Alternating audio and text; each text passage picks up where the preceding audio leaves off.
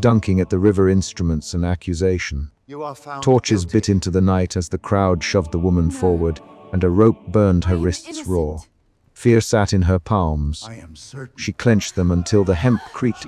She heals the livestock. Someone shouted. She cursed my well, said another. Purification ritual. The first 5 sentences plant fear as the force pushing her small decisions. She stilled, did not pull, did not scream. Fear told her that any sound would endanger breath. The narrator recorded the event without pity.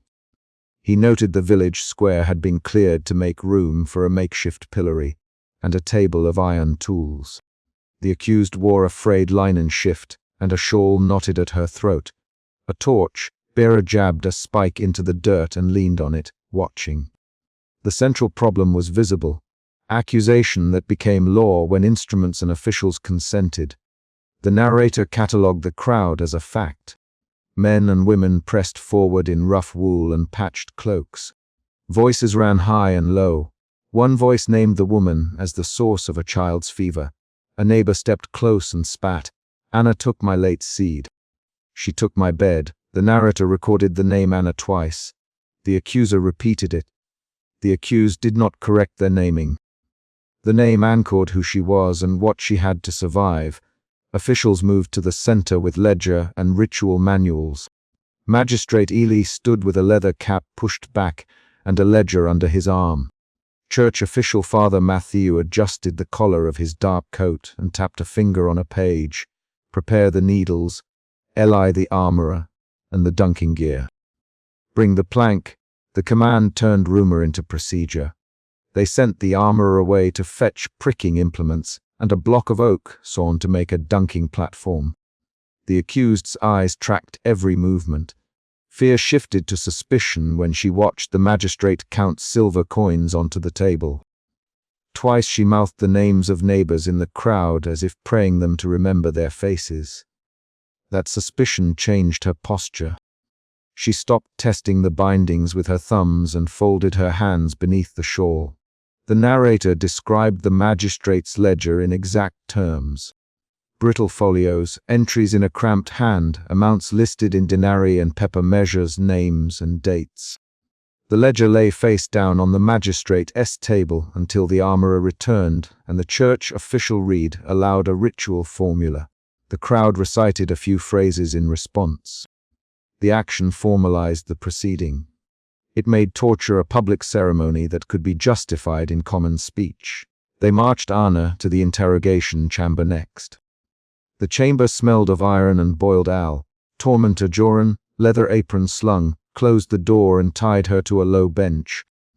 He kept the bindings knotted tight so she could not shift. You will answer, Joran, and his voice cut the room's small quiet. The pricking began as a methodical search.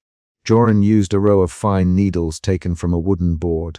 He explained each placement as he pressed a point into skin. Collarbone, ankle, the inner wrist. The church official watched for a mark, the sign that, in their terms, proved guilt. Each needle produced a spasm and a sound as cloth and flesh met metal. The accused bit down. She hummed when nothing else eased the pain. Between pricks, Magistrate Illy stepped forward and asked dry questions. Anna, did you take the seed from Lena? He asked. Anna, did you curse the well? The accused answered in thin, hushed speech. No, she said. I brought her herbs once. I gave my loaf when the child cried. Her voice did not rise. She had learned that loudness invited more instruments. The questioning contained another emotion shift, from fear to a guarded defiance. The accused's jaw tensed. She refused to name others. When the church official pressed, she tightened her fingers on the bench and looked down at her hands. The narrator wrote that her hands were scarred by chores and by the hemp of the bindings.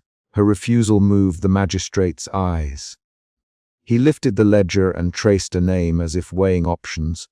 Outside the interrogation room, the neighbor accuser, Marta, followed protocol with a practiced cadence. She repeated the same grievance about land and about a cat that had died. She offered small, precise details: a bowl cracked on a Tuesday, a debt unpaid. Her voice was not one of religious terror. It was measured, municipal. Marta's motive emerged through those specifics, not through any abstract malice. The neighbor had a ledger of her own, myth and memory of slights recorded in the mind.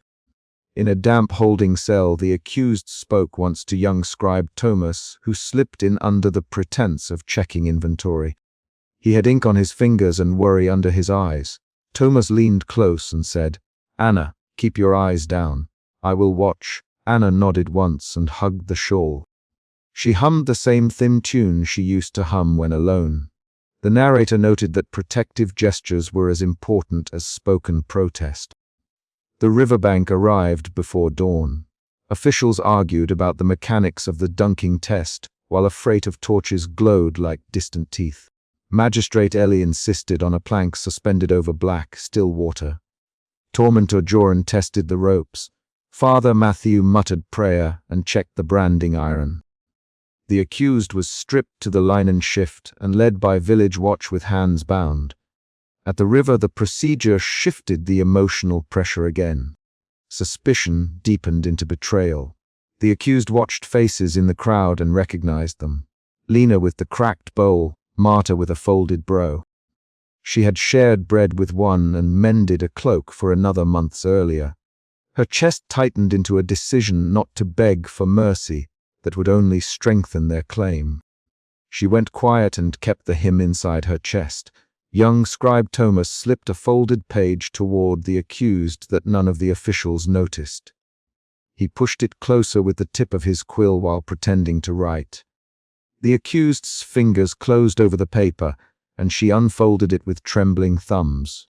The page listed names and small numbers in the same cramped hand as the magistrate's ledger.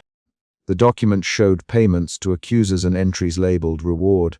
The scribe's reveal was a mid-chapter twist and served as a small cliffhanger, evidence that accusation was a commerce. The accused read a single line aloud to Thomas, though her lips barely moved. Paid to Marta, 3 denarii. Thomas nodded and mouthed, "Hide it." The small exchange shifted the scene's priorities.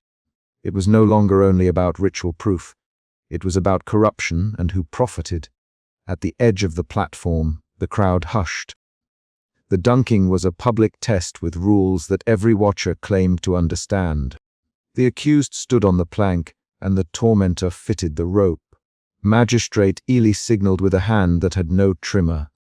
Father Matthew intoned a phrase and the rope began to pull. The dunking started as strict machinery. The accused's boots left the plank and she slid toward the black water. A sudden gust knocked a torch and the flame bent. Someone cried out. The accused's lungs filled and the river closed above. She fought the current with one hand. The rope creaked. Joran's arms flexed against the strain and the crowd leaned forward as if their eyes could push a verdict. Thomas ran up the platform at a pace that stunned village watch. He shouted, "Magistrate, the ledger! Look at this!" and thrust the folded page into Ellie's hands. The crowd's reaction split the square into shouts. "Show it!" someone demanded.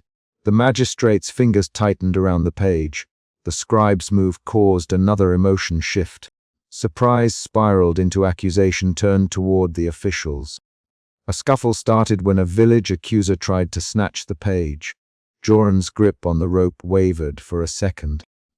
The accused surfaced with water in her mouth and eyes full of salt. She coughed and clutched the plank with numb hands. Thomas barked another line. Paid entries, magistrate. See the dates, see the names. Ellie's mouth thinned. He folded the page into the ledger and closed it with a slap. 3 to 5 rapid lines of argument followed, and the narrator recorded each. Thomas, give me that, Ely. Magistrate, they can hide. Thomas started. Silence. Ellie cut him off. You are accusing the court. Father Matthew demanded. Thomas, the gate. Joran. The accused whispered. Thomas, and the scribe met her eyes. The exchange was short, jagged, and decisive. Ellie's face hardened. He ordered the ledger brought into the council tent, and, in a voice low enough that the small argument could be contained, he told 2 village watch to fetch the book. The scribe followed, pleading. The crowd's energy shifted toward Brian the blacksmith and Marta the accuser. Their voices grew sharp.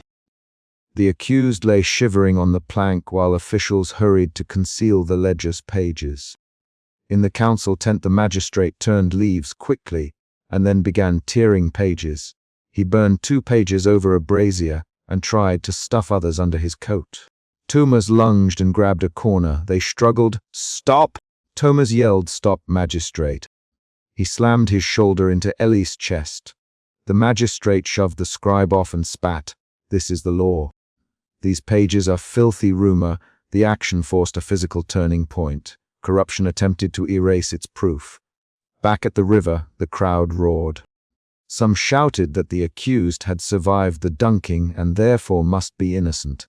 Others shouted that the magistrate would not be swayed by one scribe. Marta pushed forward and called, "Justice!" The accused tried to stand, but the village watch hauled her toward a cart. Her knees were weak. Joran's hands found the rope again and tightened it until the creak of hemp matched the crowd's shout.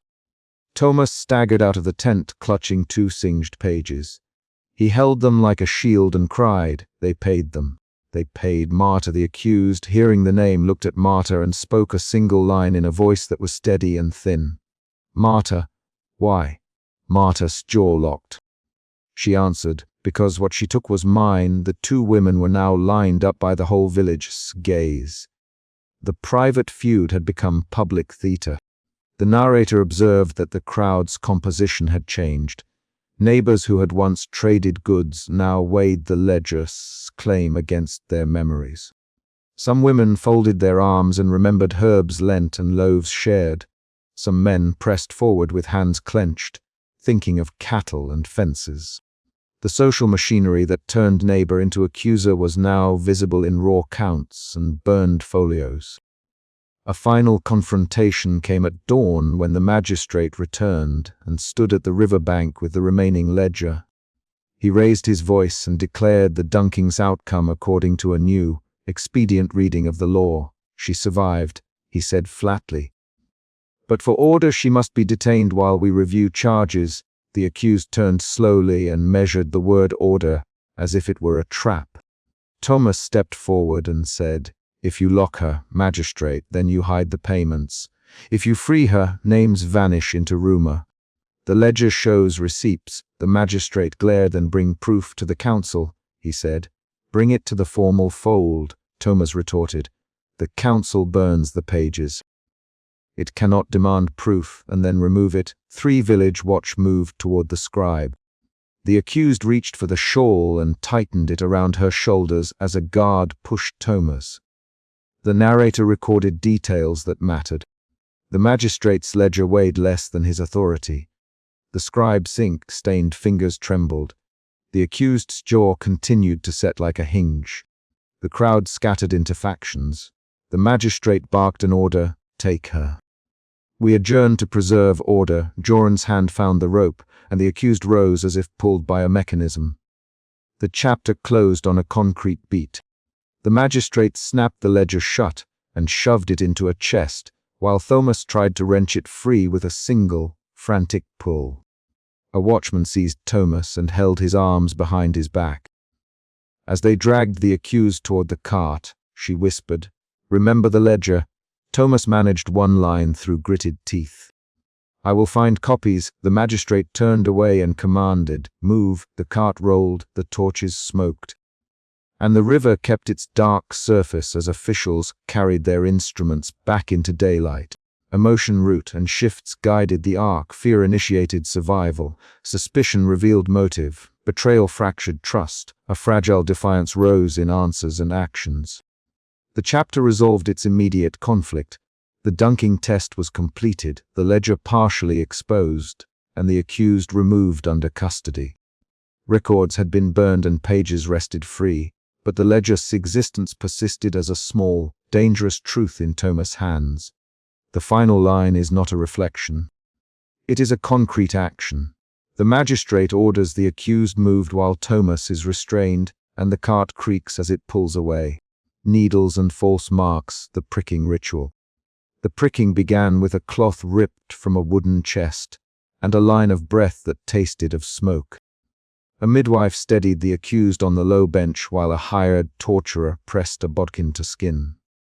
Someone in the back shouted for a light. Fear sat in the woman's throat and tightened her jaw. Fear made her hands go rigid and kept her from shouting for mercy. Within those first moments, the central problem was clear. The villagers expected marks, and marks would mean confession. Fear drove the accused to stillness, and stillness let the ritual proceed. The parish hall smelled of boiled ale and tallow. The accused had come from the river, where she had been dunked 3 nights earlier. Rope had burned her wrists, and the water had left her hair clotted with river silt. Neighbors had seen that scene. Torches and the crowd, the rope cutting skin. The memory of the dunking sat in the scribe's ledger and in the magistrate's mouth. It returned now, concrete and accusing. That earlier event made the room quieter than it should have been. People shuffled. Boots scraped the packed earth. The accused sat with her shawl clutched in both hands. Her fingers bled at the knuckles where rope had rubbed. She kept her head down when the midwife moved forward. The midwife lifted skirts with the same practiced fingers she used on births. She examined skin the way she once checked for a fevered pulse. The torturer, a broad-shouldered man with a leather apron, held a small box and opened it on the table so the metal glinted beneath candle flame. "A mark will show," said the local magistrate, voice flat to the crowd and to the midwife. "If there is no mark, then the testimony fails." The magistrate's words cut the air like a knife. People leaned forward. The mob leader barked a short laugh, and the scribe moved a quill, preparing to copy whatever the room produced. Dialogue filled the space. It became the engine that drove each next action. The midwife pressed 2 fingers to the accused's forearm and tapped. She whispered, breath steady, "Hold her hand, Thomas." Thomas obeyed. The torturer set a bodkin on the table and chose the finest, the point so sharp it kissed the candlelight. The accused's eyes flicked to the brass monocle on the documentary narrator's ledger and then away. The narrator did not speak.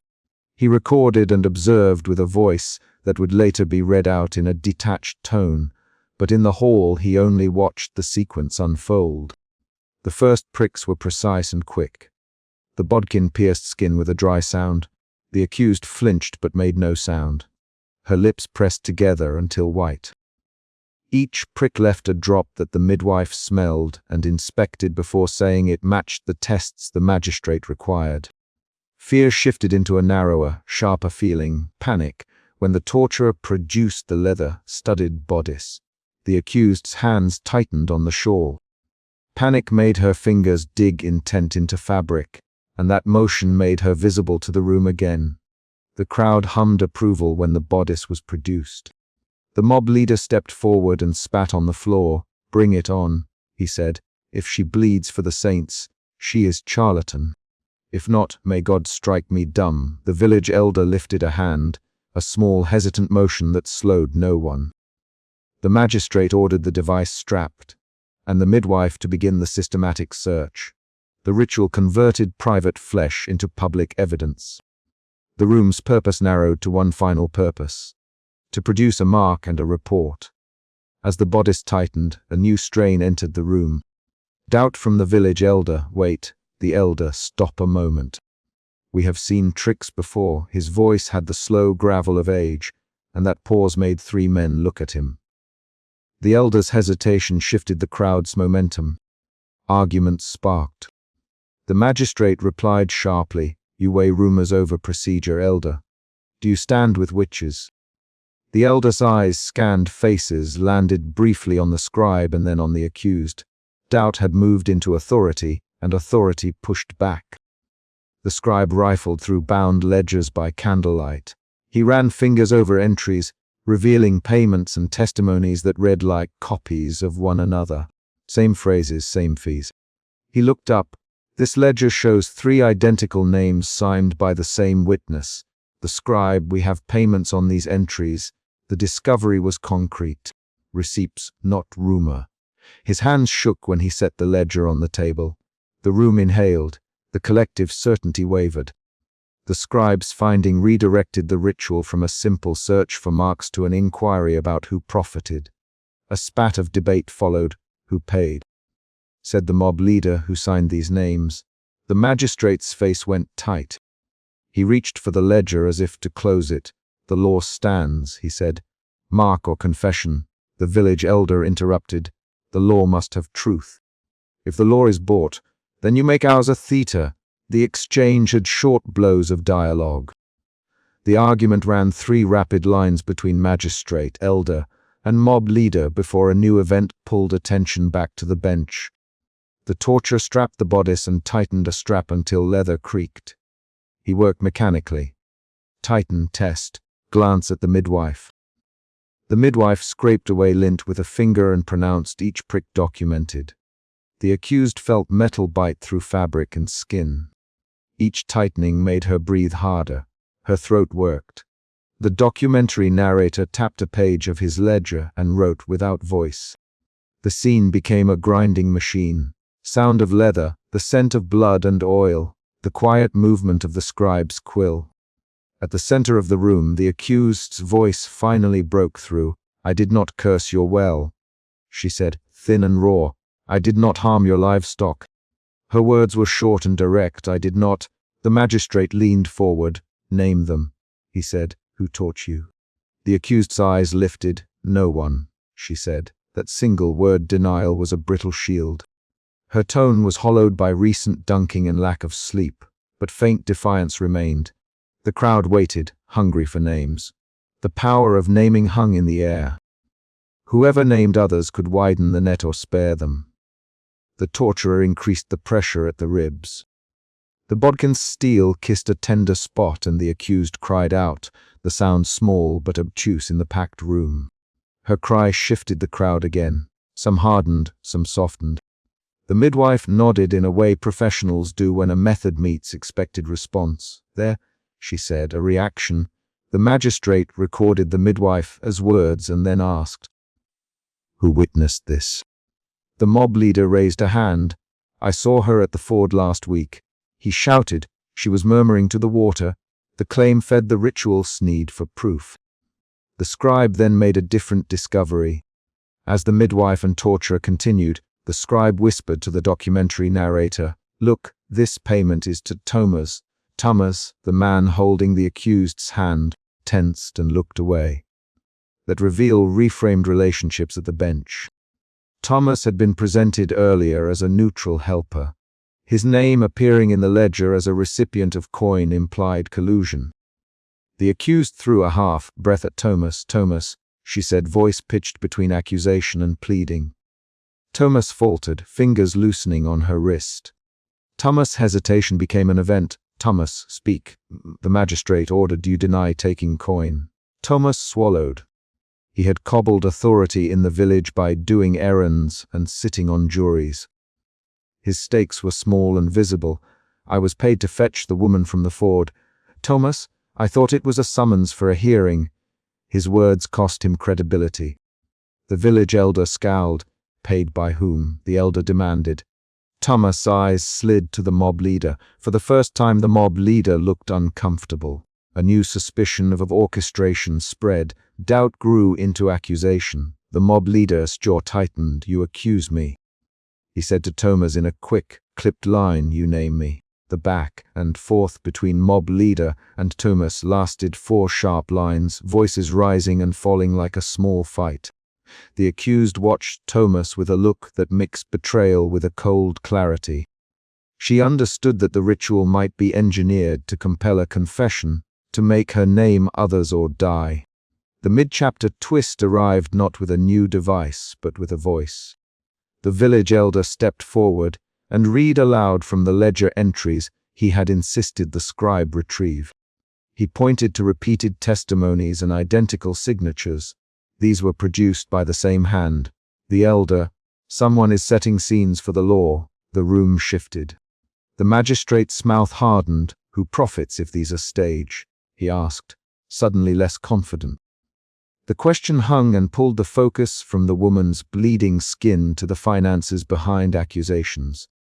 The torturous hands tightened around his tools as if he could arrest the narrative by force. The midwife looked at the magistrate and then at the scribe. "We have been paid before to perform examinations," she admitted in a low voice. "Not often. But it has happened." The admission made the hall colder. People blinked. The mob leader tried to turn the attention back to the bodice and its marks. "Marks matter," he insisted. "If she cried, the saints will judge." The argument that followed included 3 quick exchanges between mob leader, village elder, and midwife that pushed and pulled the evening's authority. The climactic turn arrived when the torturer forced another tightening, and the accused, in pain, named a neighbor to stop the assault. The confession that she had cursed no one but named a woman from the next parish fell like a stone. Eyes turned, and the named woman, who had not been present, became an immediate target. The accused's act fulfilled the ritual's purpose. The community now had a narrative and an object of blame. The confession, extracted beneath needles and leather, bound the crowd to a decision. The torturer stepped back, hands stained, and the magistrate nodded while the scribe wrote each word. After the confession, the fracture in the crowd widened. Some villagers shouted for immediate punishment of the named woman. Others gripped their coats and argued that the magistrate had pushed too far. The village elder confronted the magistrate in 3 short lines, accusing him of overreach. The magistrate, whose power had looked unshakable at the start, found his authority questioned by ledger entries and by the elder as public challenge. The accused sat slumped, hollowed by the pain that had bought her a name to leave the room. At dawn, leaning Dawn the scribe recorded the verdict with a hand that trembled. The midwife folded her shawl and avoided looking at the accused. Thomas helped the accused to her feet and wrapped his own cloak around her shoulders, a quick, awkward mercy. The documentary narrator closed his ledger and traced a finger along the written line. His face remained the same pale mask, but the ink would later become proof to outsiders that the ritual had occurred. The ledger, now full of a confessional entry, would be both evidence and indictment. The chapter ends with a small, concrete beat. The magistrate handed the ledger to the village elder to read again and said, "Seal this and bring it to the court at midday." The village elder nodded, folded the pages into his coat, and stepped outside into the first thin light. The accused watched him go and then, with a motion of surprise and private defiance, tore a single stitch from the hem of her shift and kept it in her hand. That action was not an explanation. It was a physical trace of survival and a token someone else might recognize later. The hall emptied in mutters. The ledger closed and names were fixed. There was no final moral statement, only the concrete movement of the village elder walking to the door, the magistrate rubbing his temples, and the accused standing with a torn hem and a new, unwanted name. Ledger enforced naming midnight interrogation. Constables shoved her into the church cellar, and the magistrate slammed a ledger across the rough table. Fear lived in the rope that bit her wrists and in the ledger's weight. Fear pushed her fingers to curl until the hemp creaked. Torches threw raw light. The magistrate, voice hard, said, "Name 3. The room answered with a mute expectation, and the accused, throat raw, tasted iron. The narrator described the scene without pity. He noted the ledger's leather binding, the way pages had been thumbed to the same lines, and why those lines mattered. Each name on those pages set a neighbor against a neighbor. Within those first moments, fear drove her choices and narrowed the options on her hands to 2 blunt shapes: speak and live, or stay silent and be broken. The chest of tools sat open near the table. A bodkin, a coil of damp rope, an oilcloth wrapped around a length of wood. The accused recognized the bodkin from the pricking ritual weeks earlier, and the river dunking from the crowd's shouts at the bank. Both memories sharpened the threat into immediate choices. The accused had been dragged from the river once already. She kept that fact pressed under her tongue like a bad coin. She healed the livestock. Someone had said at the river, She cursed my well, someone else had said. Now the magistrate tapped the ledger with a ringed finger and named the crime the room already claimed. Witchcraft. The accused lifted her chin once, and the midwife stepped forward, face tight. The narrator recorded the midwife's movement, and the midwife's refusal to meet the woman's eyes, read the ledger. The magistrate said, read what people said under oath. He did not ask for truth. He for utility. The torturer set the bodkin down with deliberate slowness and ran a forefinger along its shaft. The accused saw the metal and understood the pattern. Tools, testimony, pressure. She licked dry lips and tried to count the breaths between torch flickers. A constable pushed a stool under her knees. A crowd leaned from the cellar steps, faces half, cut by torchlight. Jealousy had threaded through the town for months.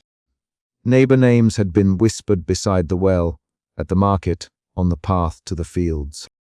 The accused remembered the midwife's hand over a cloth the night of the pricking, and the river's cold hold around her waist. Those were not memories of sleep but of tactics used against her. In that cellar, the ledger was a machine that could be fed names and produce arrests. The magistrate called for the midwife to swear.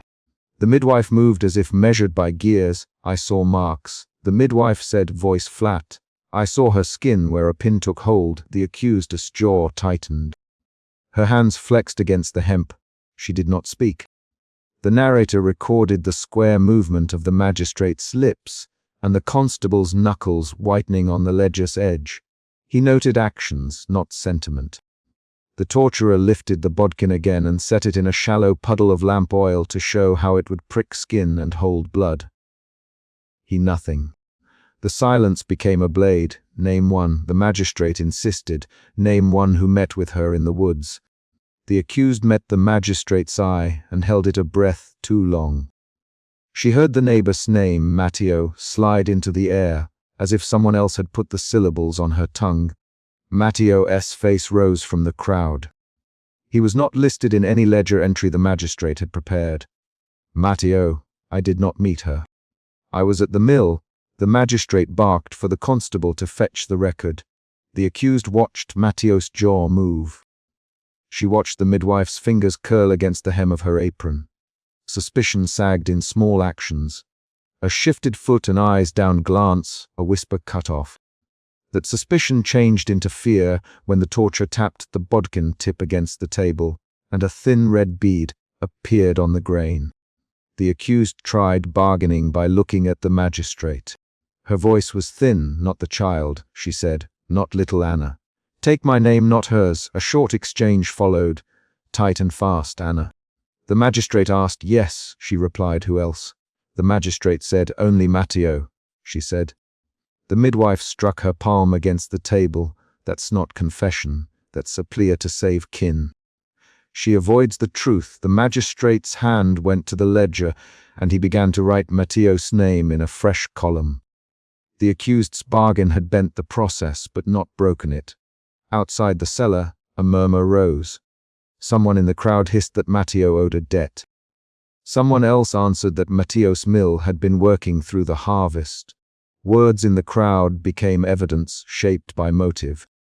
A voice from the doorway said, he paid coins to the midwife last autumn. The narrator marked the voice and the ledger like entries in a case file and tied them together when the constable strode forward carrying a scrap of paper. The constable flipped the scrap and the pages of the ledger together. His fingers were steady. The room filled with a different sound, the slow intake of breath from the crowd. On the scrap were names and small clip marks. Familiar scribbles linking the midwife and the local priest to payments recorded under other columns. The accused watched the constable's thumb trace one signature and the midwife's face turn a dry white. Surprise erupted into accusation. Surprise shifted into anger in the magistrate's voice. Payments, the magistrate said. He read aloud, each syllable an escalating count. For vigilance, for silence, the accused could not speak for a moment because the ledger had changed the argument's direction. The accusation that had hovered in the air now suggested orchestration. Prosecutions as business, The twist landed like a stone in the cellar's still pool. The accused's sphere formed into a different motion. Where there had been only a small, animal panic, there rose a brittle clarity. If the magistrate profited, naming others might expose him. Her decision narrowed again. The magistrate slammed his palm flat and barked for the pricking equipment. If the needle decides, he said, let the needle name the guilty. The torturer cleaned the bodkin's point on a rag and placed a new column beside Matteo's name. The midwife, hand trembling, was ordered to press a cloth to the accused's skin and to affirm any mark the needle might find. The accused swallowed. Her hands stopped shaking long enough to lift the chin and open the mouth. The pricking began with no grand ceremony. The torturer's hand was mechanical.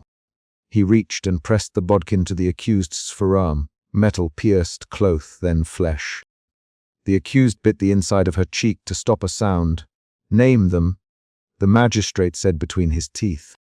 The accused's voice, when it came, was a set of syllables the room converted into destiny. Matteo, she whispered. The torturer marked another column. The midwife mouthed a name and then wrote it in the ledger as if confirming.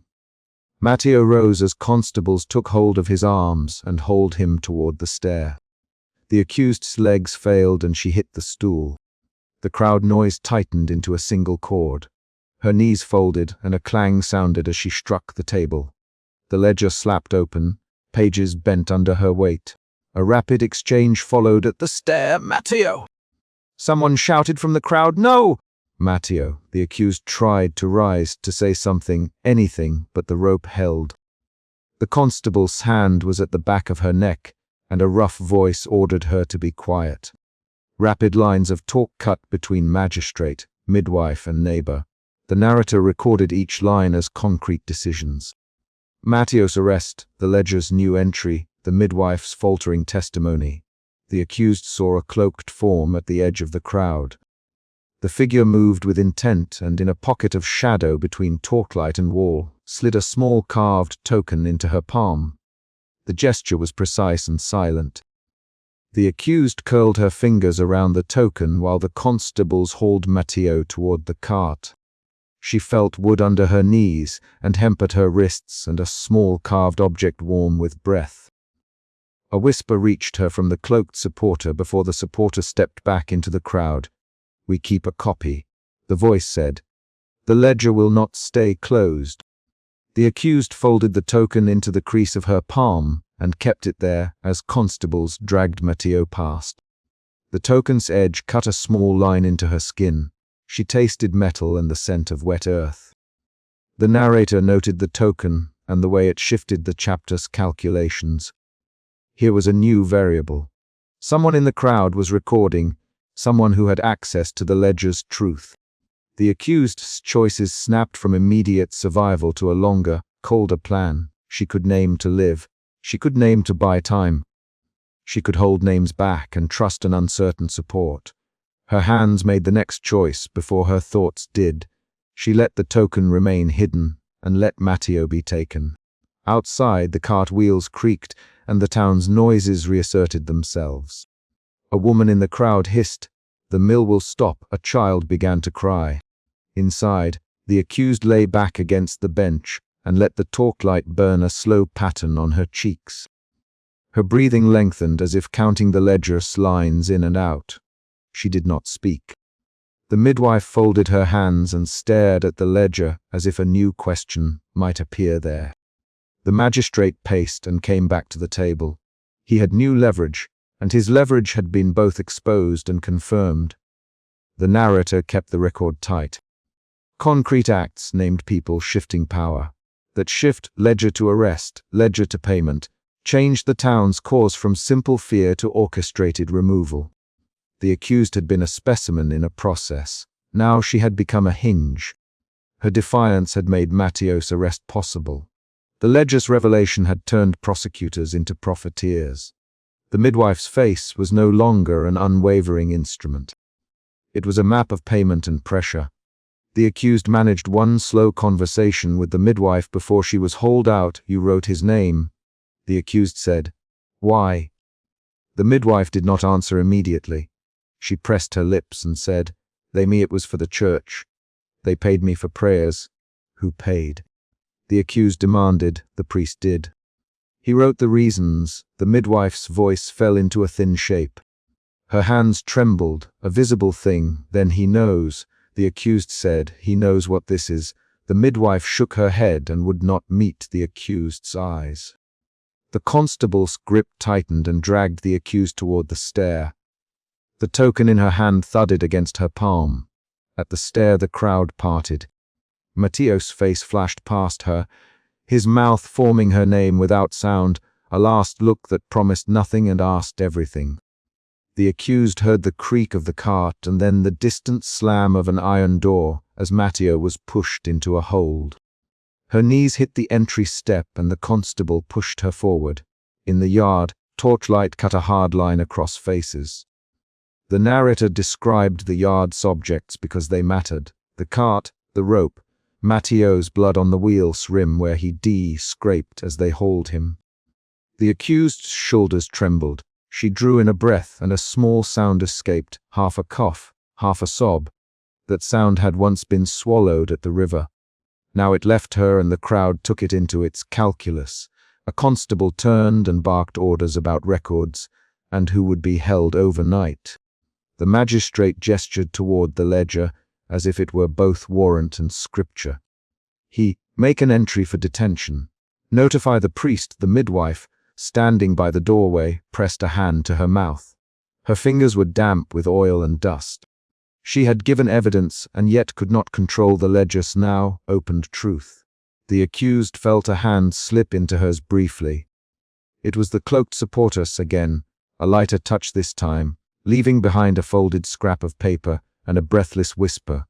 Find the ledger's copy. Hide it where the mill rat chews. The accused understood. Someone had already duplicated the proof. The secret supporter's direction was precise and immediate. It was not a promise of rescue but a tactical order. The accused slipped the paper into the frayed shawl beneath her chin. They loaded Matteo onto the cart and started down the lane toward the iron doors of the holding house. The accused's name had been written, her choice had been made beneath a needle, and the ledger had shifted the town's target. The narrator ended the chapter with a concrete beat. The talk of the cart wheel as it turned over the threshold, and the constable's hand closing the ledger shut on a page that now bore 2 names and a new column noting payment. The accused held the carved token against the skin of her palm and imagined the ledger being copied, folded, and hidden, an act that would decide where the next confrontation would land. Confessions for survival naming the neighbors. A constable shoved the accused onto the raised planks and the magistrate snapped, "Give me names now." Fear tightened her fingers around the frayed shawl and drove the first choice she would make that night. The market square smelled of smoke and wet wool. Torches spit orange light across faces. The narrator notes that fear, not proof, shaped every movement on that platform and forced decisions meant to end pain. The narrator records what follows with measured detail. The accused had been dunked at the river days earlier and survived only because villagers dragged her from the water. Constables still carried the rope marks on their palms. The pricking ritual left half, heel dots across her forearms. The magistrate opened a ledger and let the pages hang loose to show the crowd how names could be transferred, how one entry could spare a life at the cost of another. The central problem sits bare within those moments. Name neighbors to stop the immediate tools of violence or refuse and face escalation. Magistrate paced the planks and held the ledger open like a scale. Name 3, he said. Name 3 who consorted with her. Name 3 who cursed this village. The crowd leaned forward. A persistent neighbor pushed from the edge of the crowd and spat a scrap of linen toward the accused. The accuser's voice carried. She swore my well would run dry. The accused bowed her head and counted the seconds by the rasp of her breathing. The accused had a name, but the chapter keeps her as a composite. She is small, gaunt from hunger, with a nick at the eyebrow and freckled skin, her hair loosely braided. She had been pulled from the river in Chapter 1. The sting of cold water had left her skin numb and her hands trembling. She remembered the pricking ritual in Chapter 2, a bodkin that found skin, and a midwife holding a cloth over her knees. She also remembered the ledger slapped down in Chapter 3, a heavy book used to turn whispers into legal paper. The crowd wanted closure. The magistrate wanted names. The constables wanted order. The accused wanted breath to inhale without the threat of iron. She sought survival. A woman from the front row called, "Say his name, say Jacob Harlan." The crowd repeated Jacob Harlan. The accused flinched and mouthed nothing. The magistrate's face narrowed. "Why hesitate?" he asked. He tapped the ledger where a folded folio had once been hidden, and the constable beside him produced the scrap now stained with mud. Emotion shifts arrive through action. At first the accused's suspicion hardened into a small, careful silence as she watched the magistrate's mouth. Then fear pushed her toward the bargain they offered. Names in exchange for mercy. A sliver of defiance later set inside her throat when the ledger revealed the respected local patron's name. The narrator writes this without embellishment.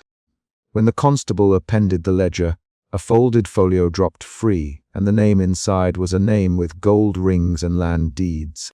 Persistent accuser stepped forward and said, "Local patron sheltered witches." He hid their marks, the crowd hissed.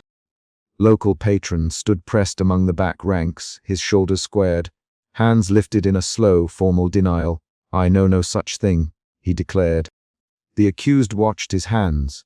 Her jaw tightened. She had once taken bread from his table. She felt betrayal sharpen like someone slamming a door on a damp night. The magistrate changed his tone. "If she names him, she confesses and we suspend further instruments tonight," he said. He gestured to the trunk on the platform. A hired torturer unlatched it and let iron instruments catch torchlight. The accused watched the torturous fingers run along the handles. The sight translated fear into movement. She pressed her palms to her thighs and folded her hands until the hemp on her wrists squeaked. A constable pulled a small wooden stool forward. "Sit," the magistrate ordered. "Speak the names that end this." The accused sat with her shawl clutched and listened to the crowd chant fragments. "Name him, save her, justice." The midwife hovered at the edge of the platform, her face pale but her voice steady when she leaned in. "I signed once." She whispered to the accused, low enough for only the accused and the narrator to register. The accused's shoulders twitched. The midwife's admission became a small shift in the room. It suggested that ledger entries could be corruptible and that mercy existed in whispered confessions. Dialogue drives the scene in short, direct lines. "Magistrate, tell me the names now." The accused's voice came thin and trembling. "I cannot." Persistent accuser shouted. "She hides among us." "Local patron, this is slander." Magistrate barked. "Names!" Each line cut the air and forced a response. The accused tried to steady the rhythm of her breath. She counted the beat of her pulse against the cloth at her throat. The ledger discovery altered stakes. When the folio fell free, a constable nodded at local patron. The accused's mouth went dry. The election of that folio changed her calculations. She had suspicion about the man's influence, but the ledger proved the method of accusation protected men with power. The accused realized that naming him would be to hand a weapon to weaker neighbors and to strike at someone who could turn the law back at her. She weighed that in silence, and the crowd interpreted that silence as guilt. In the next swing of events, the accused made a movement that became the chapter's pivot. She reached toward the magistrate and grabbed the ledger. The crowd shouted. Magistrate slapped her hand away. "You will not touch my book," he said.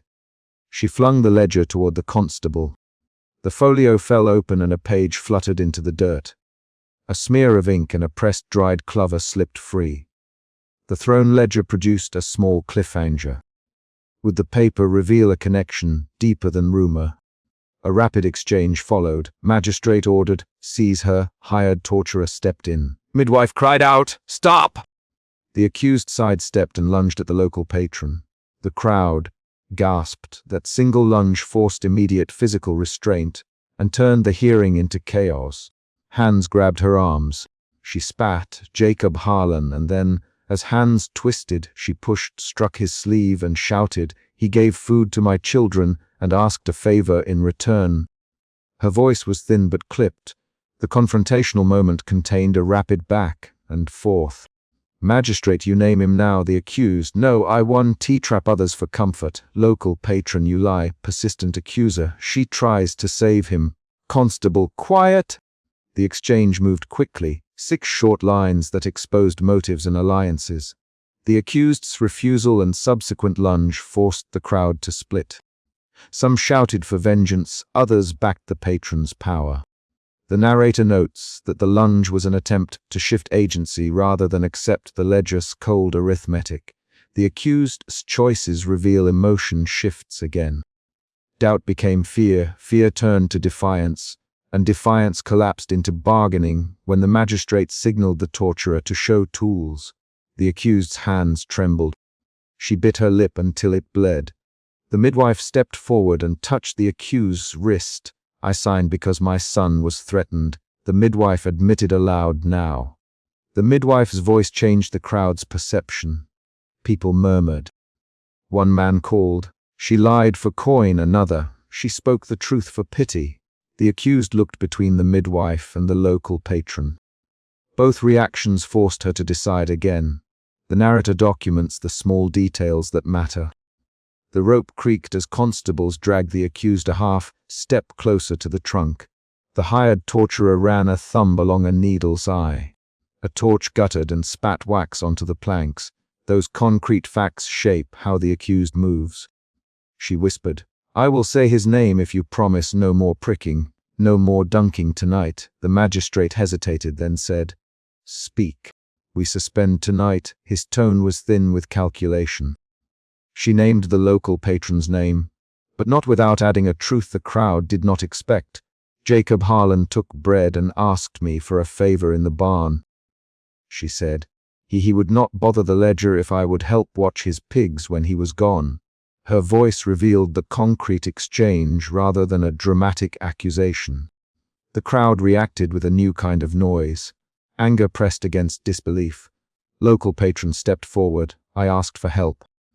I gave her coin but never a witch's mark," he said. "I own many things and many debts. I did not sign anyone's name to save my own skin," the midwife interrupted.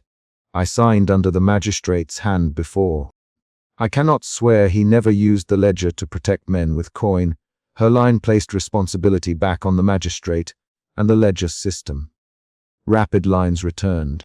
"Constable, we have testimony." Persistent accuser, "Then he is guilty." Village women cried out. The accused watched the local patron's hand move toward a sleeve ring. She saw the glint and knew the ledger's reach could be deeper than tonight's planks. An unexpected reveal changed how the protagonist and the listener would read earlier events. A constable found a folded note in the mud where the ledger had landed. He read it aloud, paid to keep silence. The simple words, "read in the square," altered the story. Money had bought more than food. It had bought silence and ledger entries. The accused's earlier hesitation was now a rational calculation. Naming the patron could free her tonight, but not remove the poison of bought loyalty. A smaller confrontation followed in the alleys. Some villagers demanded immediate arrest of the patron. Others feared the patron's influence. A group of men moved toward Jacob Harlan. The local patron turned to the magistrate and said, "You will see order. My men will not answer to gossip." The magistrate found his voice thin. "Order will be kept," he said. "We will take the accused to the lockup and the ledger to safekeeping." The accused felt the leather of the rope bite again as constables hauled her down the planks. Her decision to name Jacob had not freed her.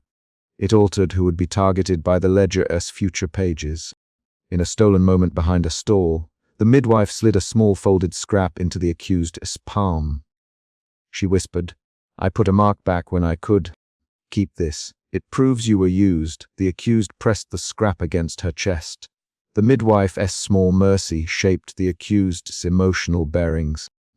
That simple act changed her from a passive object to someone who could hold evidence the magistrate could not immediately erase. The narrator annotates each action with concrete sensory detail. The accused's fingers felt mud under the scrap. Her lips tasted candle soot from earlier torches. She tightened her jaw and measured the sound of footsteps as constables led her away. She listened for a knock on the magistrate's bench, as if it could reverse the ledger's direction. The physical acts anchor her emotional state. The authority fractured in the square. Neighbors shouted at one another. Some men took torches and edged toward the patron's gate. Others stepped between them and said, "Not tonight." The magistrate attempted to reassert control by calling for order, but the constable's hands trembled. The local patroness servants drew close, faces like closed chests. The accused watched the men who had once looked past her now look at her with suspicion or relief. That rearrangement of faces counted as consequence. They hauled her to the lockup at dawn. The constable lifted the heavy chest and locked the ledger inside with a key that clinked like a small bell. A constable said, "We lock it for now." The accused lay on the straw and unwrapped the scrap the midwife had given. The pages in the ledger might be safe in a chest, but names echoed. She traced the ink on the scrap with a thumb until it smeared. She tasted metal on her tongue and felt the rope's groove along her wrist. The chapter closes with concrete beats rather than reflection. The midwife passed through the lockup door and left a small bowl of bread on a bench. She did not speak.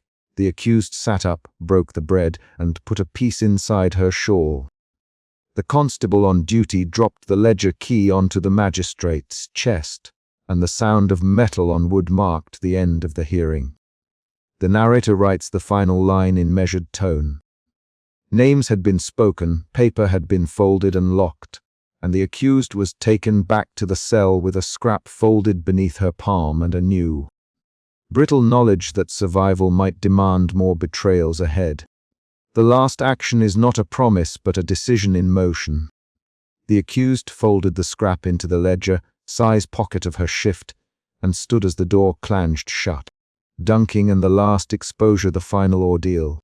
The crowd shoved her onto the raised dunking platform. Hemp ropes bit into skin already raw from earlier bindings. Betrayal drove her hands to claw at the cords. She had been named by someone she traded bread with, and that single fact pushed every motion she made.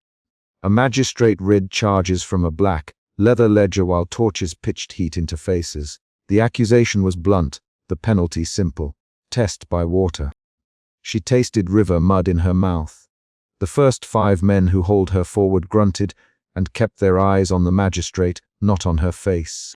She tried to speak. "Please," she said, and the voice came as a thin thread. The crowd answered with murmurs and a single shouted demand. Dunk her. That demand made the problem of the night concrete. If she confessed, names would fall and neighbors would be ruined. If she refused, the magistrate promised public death. The stakes were a seam pulled tight across the village, accusation, money, and fear sewn together into a single test.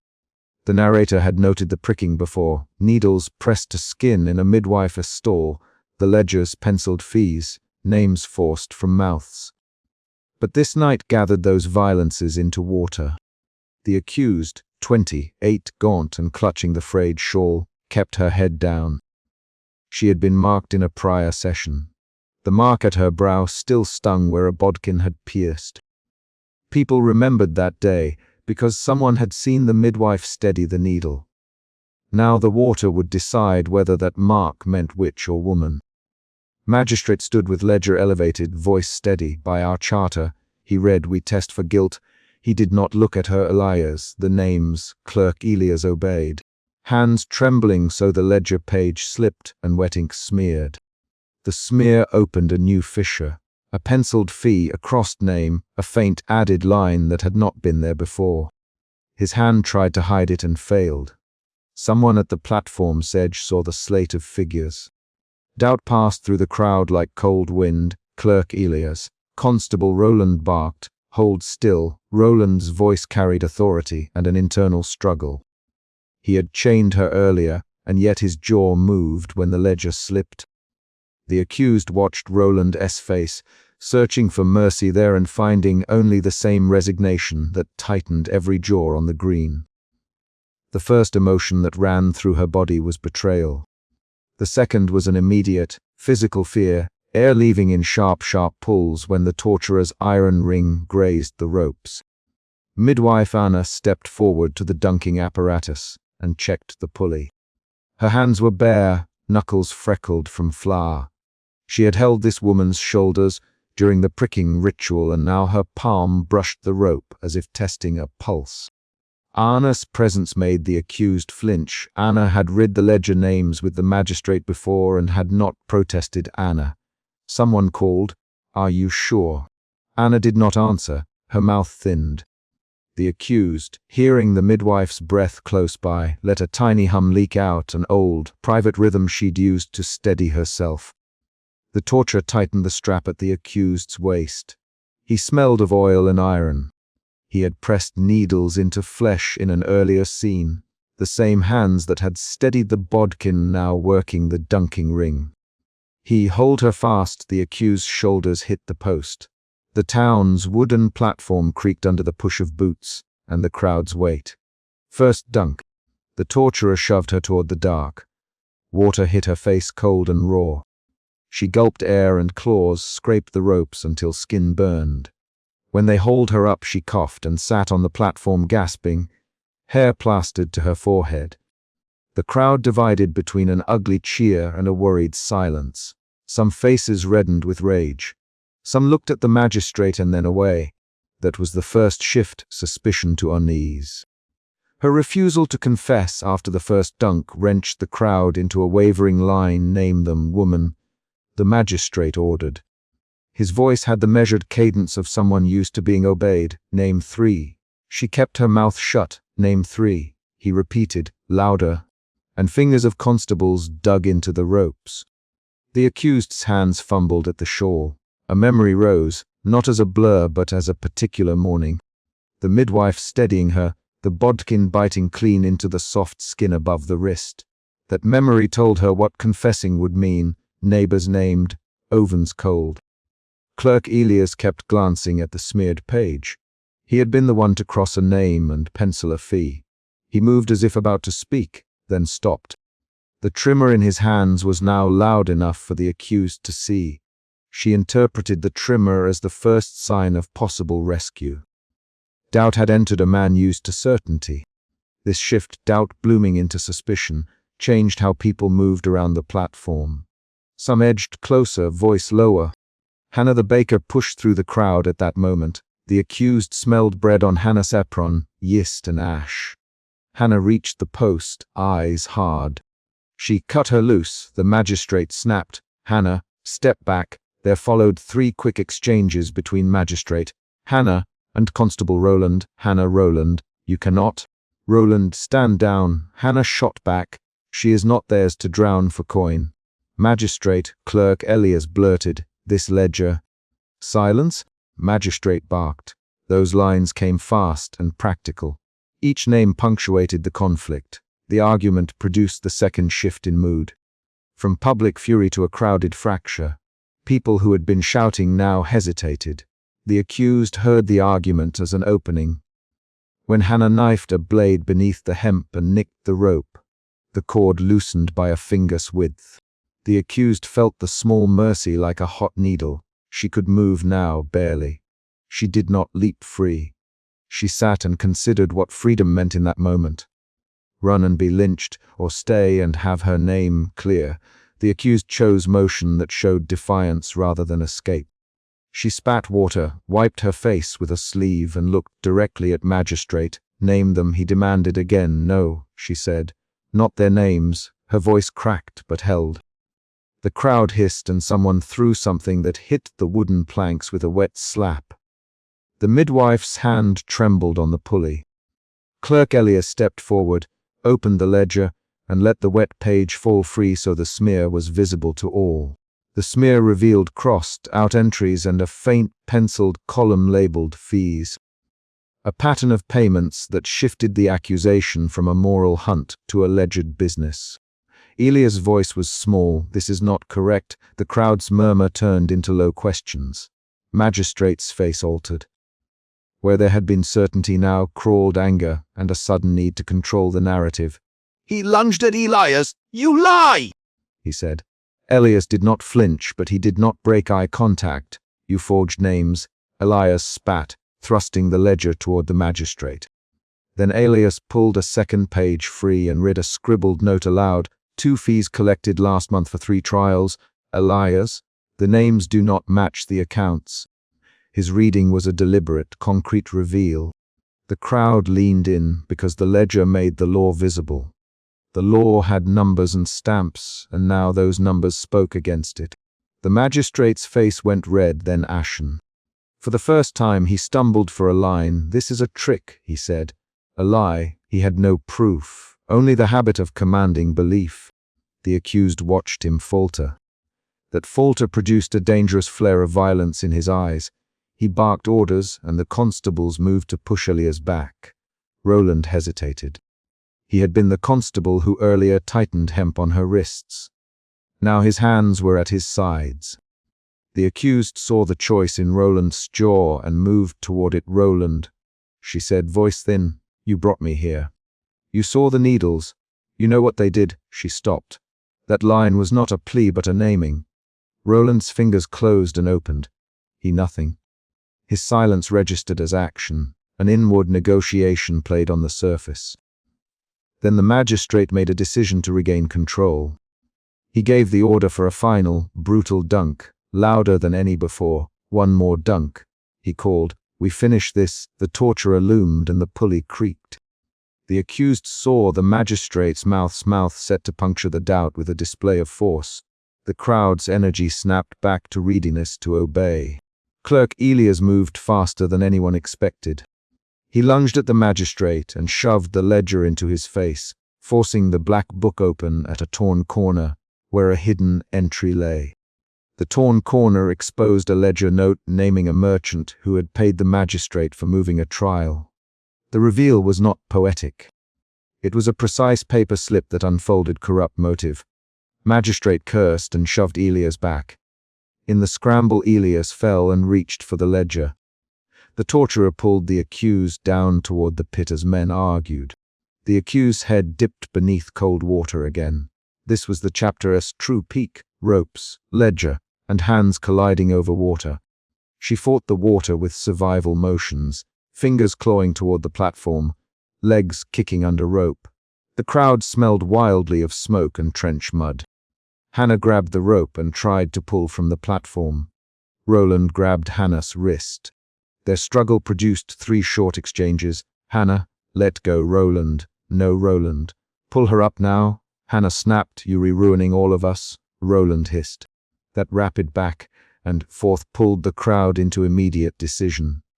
In the MLE, the magistrate stumbled backward until his foot hit the slippery lip of the pit. Hannah's knife glinted as she cut another length of rope to free the accused. The magistrate reached for Elias, intending to silence him, and in the push he lost balance. The crowd's hands shoved. He fell toward the black water and the platform's edge as if his authority had weight and gravity finally took it. The torturer's hand slipped from the pulley. The accused's head broke the surface. Someone hauled her up, coughing. She lay chest heaving on the muddy shore while the magistrate flailed in the pit. People shouted different things. Some cheered, some cried, some hurled insults. The accused coughed and tasted bitter water and burnt wood. She saw the magistrate's face when he came partly under. No mask then, only raw surprise and terror. Constable Roland grabbed the magistrate and pulled him free.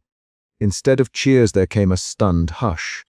Roland handcuffed him with iron chain taken from the platform post. "Magistrate." Roland, voice flat. "You are arrested for forgery and false trials." Those were legal words. And they landed like tools rather than absolution. Elias stood with the ledger clutched. His hands were bleeding where wood had scraped them during the fall. The ledger shows fees paid. I can prove it. His voice lacked triumph but had a hard, practical edge. Hannah looked at him and nodded. The accused tried to stand and failed. A constable helped her to her feet. She tasted the salt of her own tears and river grime. The aftermath unfolded with quick, concrete motions. Magistrate hauled to a stable, constables reading out a charge, clerk Elias listing entries and naming the merchant involved. Hannah tending rope abrasions on the accused's wrists with a strip of linen torn from her apron. The village moved from accusation into paperwork and the bitter work of sorting names.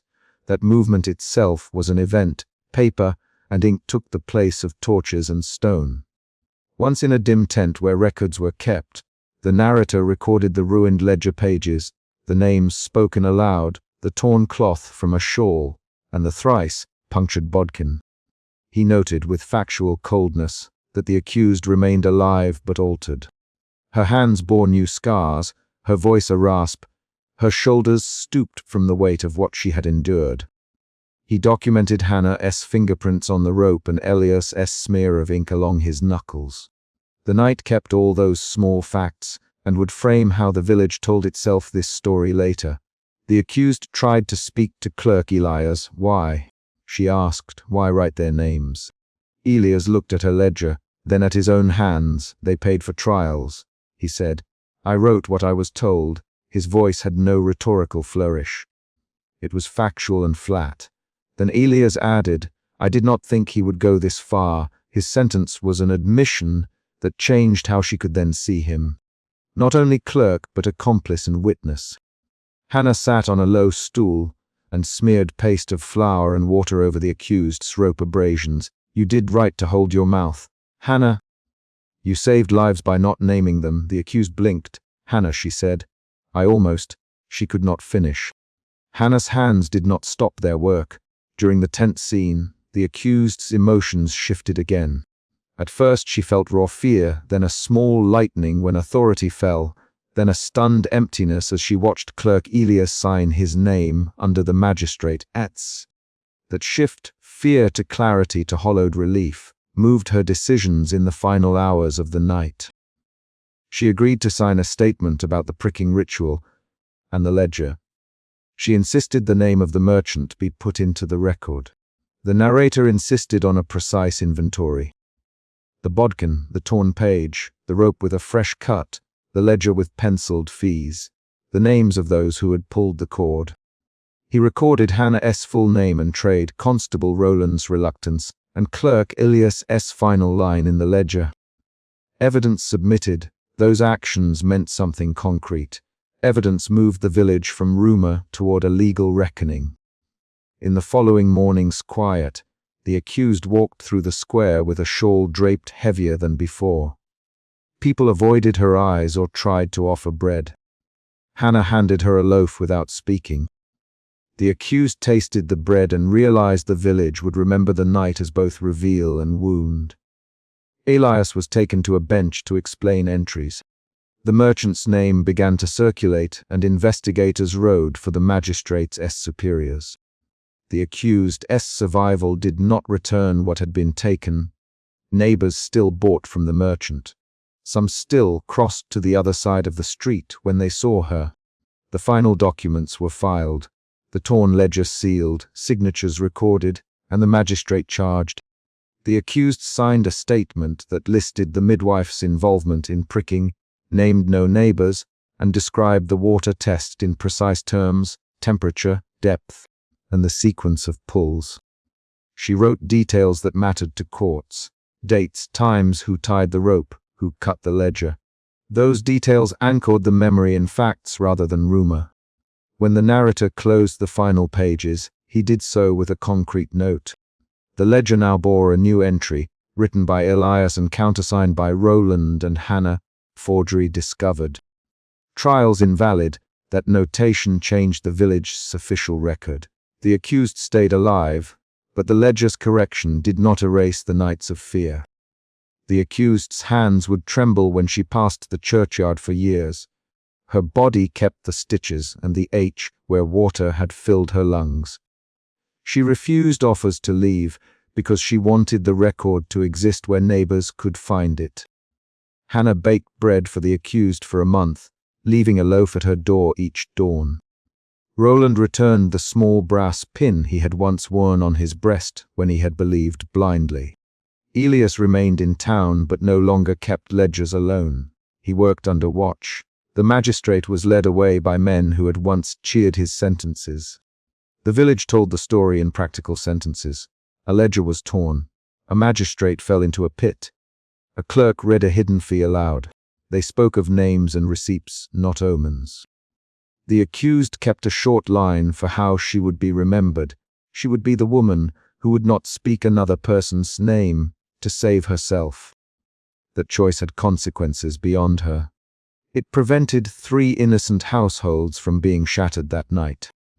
In the final scene at the dimly lit tent, Clerk Elias handed the accused one last page, folded and dry. "Keep this," he said. "If they ask again, show them this." The accused opened it and found the ledger's torn corner glued to a new page with his neat handwriting. This record corrected. Forged charges. She folded the paper into her sleeve, feeling the weight of ink and the literal paper that kept her truth. The chapter's last beat was a small, decisive action. Hannah locking the little stable where the magistrate had kept his seal and handing the key to Constable Roland.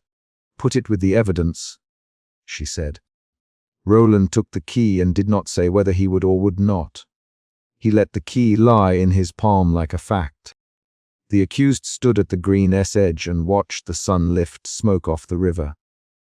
She tasted mud and bread and ink on her tongue. She did not speak to the crowd. She tucked the folded page deeper into her sleeve and took a step toward the lane where her house waited. A child in the square watched her go and followed at a distance, carrying a chipped bowl. The accused did not turn. Her feet moved across the mud as if measured by a ledger's line. The last concrete thing the narrator recorded was the sound of a ledger-ass leather closing as the official men carried it away, and the accused drawing the shawl tighter while a loaf of bread warmed in her bag.